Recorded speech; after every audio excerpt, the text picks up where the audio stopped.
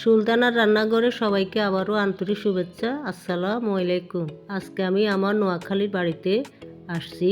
আমার বাড়িটা আপনাদের সাথে শেয়ার করব। আজকে ঘুরে ঘুরে আপনাদেরকে আমাদের বাড়িটা দেখাবো। এখন আস্তে আস্তে আমরা বাড়ির ভিতরে যাব। চারিপাশে বাগানে ভরপুর। দেখতে পাচ্ছেন আমাদের বাগান। এই বাগানে পেয়ারা থেকে অনেক রকম ফল ফ্রুটের গাছ লাগানো আছে। বাড়ির ডান সাইডে জবা ফুলের বাগান দেখা যাচ্ছে। এরপরে বাম সাইডে দেখতে পাচ্ছেন পুকুর শুয়ে আছে মেন বাড়ির ভিতরে। এখন আমরা যাব। এখানে আমরা চড়ুইবাতির অনুষ্ঠান করব। আমাদের বাড়ির সাইডে ইট দিয়ে চুলা বসানো আছে, কলা পাতা দিয়ে সব রেডি করে রেখেছি। বাচ্চারা সব খেলাধুলা করতেছে। আমার ভাইয়ের ছেলে মেয়েদেরকে পাঠিয়েছি কলা পাতা পাড়তে। ওদের আনন্দের শেষ নেই। পুপিরা আসছে, বাড়িতে চড়ুইবাতির অনুষ্ঠান হবে, সবাই কলা পাতা পাড়তেছে, খুবই আনন্দ করতেছে। যদি আমাদের চড়ুইবাতি দেখতে চান আমাদের সাথে থাকবেন। আগামী দিন হবে আমাদের চড়ুইবাতি রান্না। সবাইকে অনেক শুভেচ্ছা।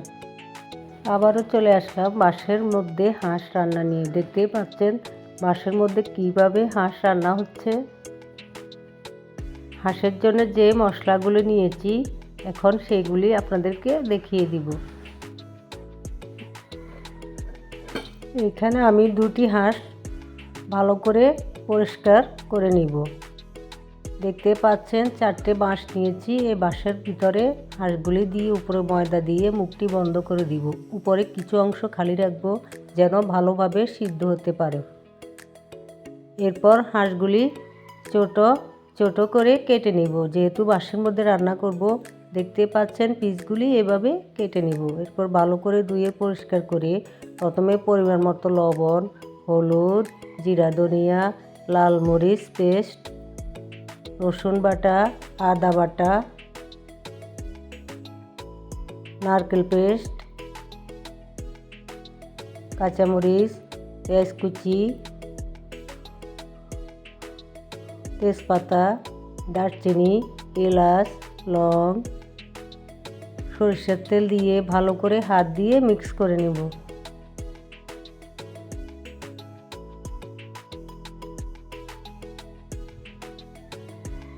আবারও চামচ দিয়ে ভালো করে মেখে পরে কিছু ধনেপাতা দিয়ে দিব। এই বাঁশের মধ্যে হাঁস রান্না করা অসাধ্যকে সাধন করা। এরপর হাঁসের একটি স্পেশাল মশলা আছে, সেই মশলাগুলো দিয়ে আবারও ভালো করে মিক্স করে নিব। আপনারাও চাইলে এইভাবে রান্না করে খেতে পারেন। এরপর বাঁশের মধ্যে হাঁসগুলি দিয়ে দিব।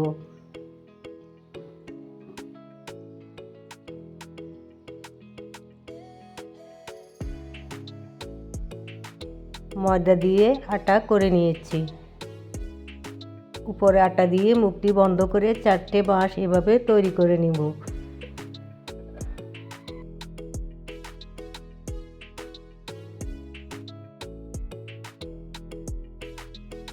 এই শীতে আমাদের নোয়াখালীতে সব ঘরে ঘরেই হাঁসের মাংসটা খুবই জনপ্রিয়।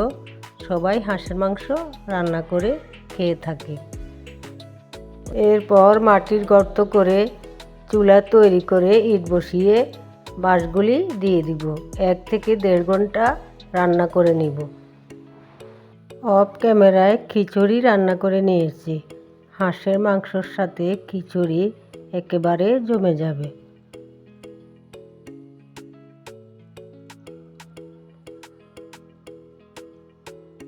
দেখতে পাচ্ছেন বাঁশের ভিতরে কি সুন্দর হাঁস রান্না হয়েছে। এরপর একটি ডিশে ঢেলে নিব। কি সুন্দর একটি ফ্লেভার আসতেছে। তৈরি আমাদের বাঁশের ভিতর হাঁস রান্না।